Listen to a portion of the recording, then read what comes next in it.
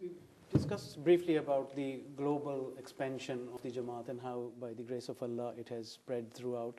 And people often question whether the Jamaat has any political aims or whether it is solely a religious body.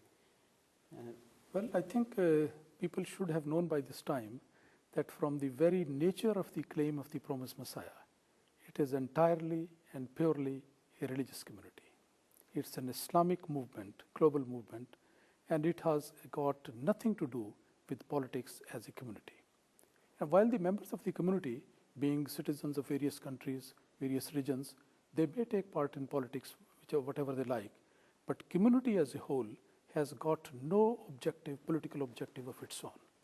That is entirely a religious community, and the main purpose is simply, nothing but that the religion of Islam should be introduced to the whole mankind, as the message of Islam is for everyone.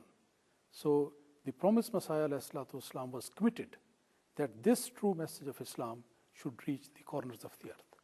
And when he was committed, Allah Almighty also gave him the promise, मैं तेरी तबलीग को ज़मीन के किनारों तक पहुंचाऊंगा, that this message of yours, which is based on the message of Islam, is going to be conveyed to the four corners of the earth.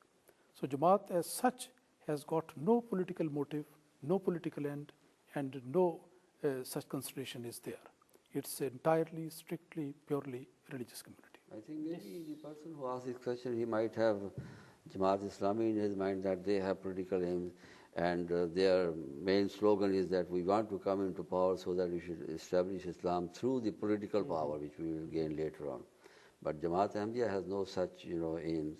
Jamaat Ahmadiyya is directly pointing at the target, and that target is that righteousness should be established throughout the world, so that whatever the nation, whatever the people they are ruling themselves, they should rule with righteousness and guidance from God. Hazrat Musleh Maud Radhiyallahu Ta'ala has specifically spoken on this subject, and in Tafsir-e-Kabir probably he has mentioned, and he has given this sort of direction and advice to the future Khulafa. He said that if a time comes, and inshallah that kind of time will come, when Ahmadiyyat will be established in many parts of the countries and many parts of the world, and in many countries, inshallah, there will be majority of the people will be Ahmadis, and the kings will be Ahmadis, or the political leaders will be Ahmadis. But he said, at that time, my advice is that the Khalifatul Masih, the successor to the Prophet Messiah, peace be on him, should never become head of the state.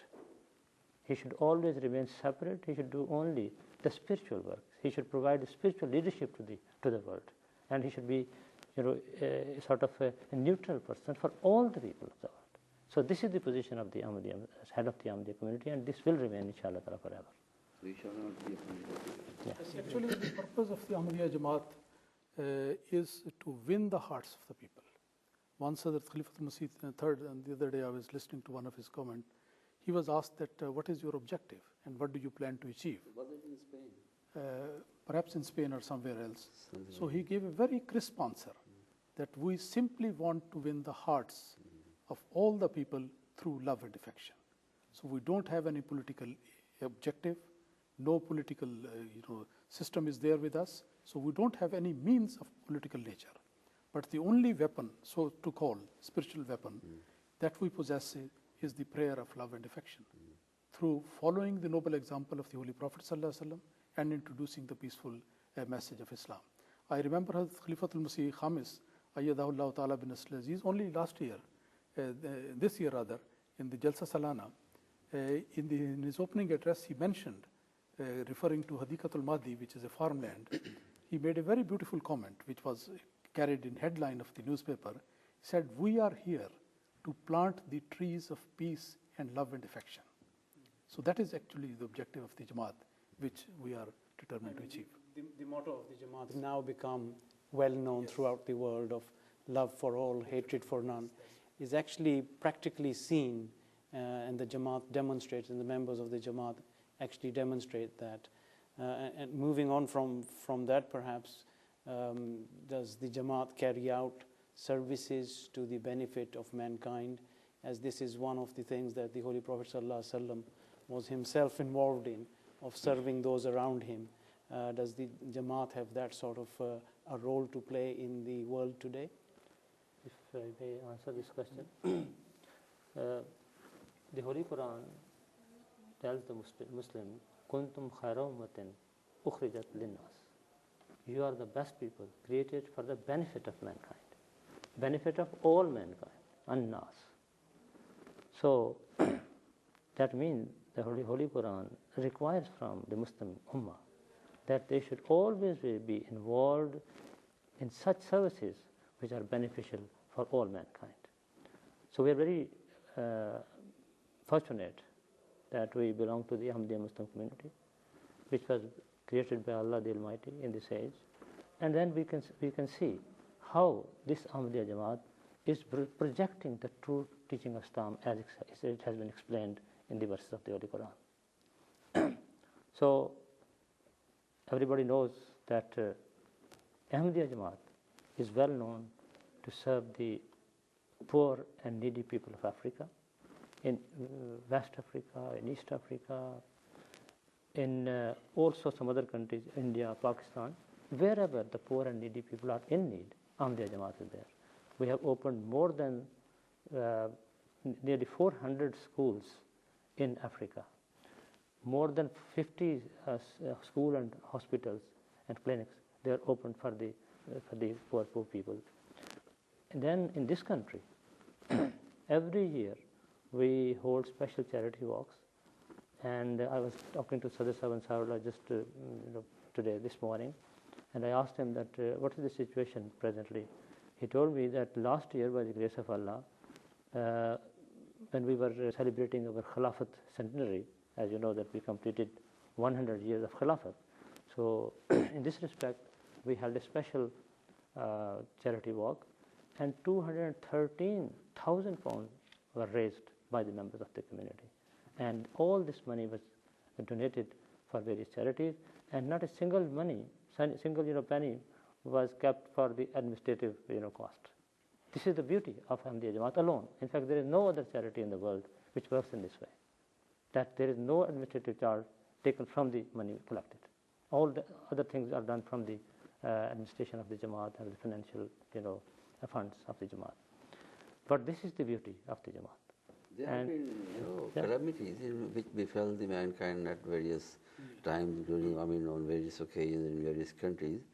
Imam Sahib was there in Japan. Imam Sahib, were you there in Japan when the earthquake? I was here. You were here.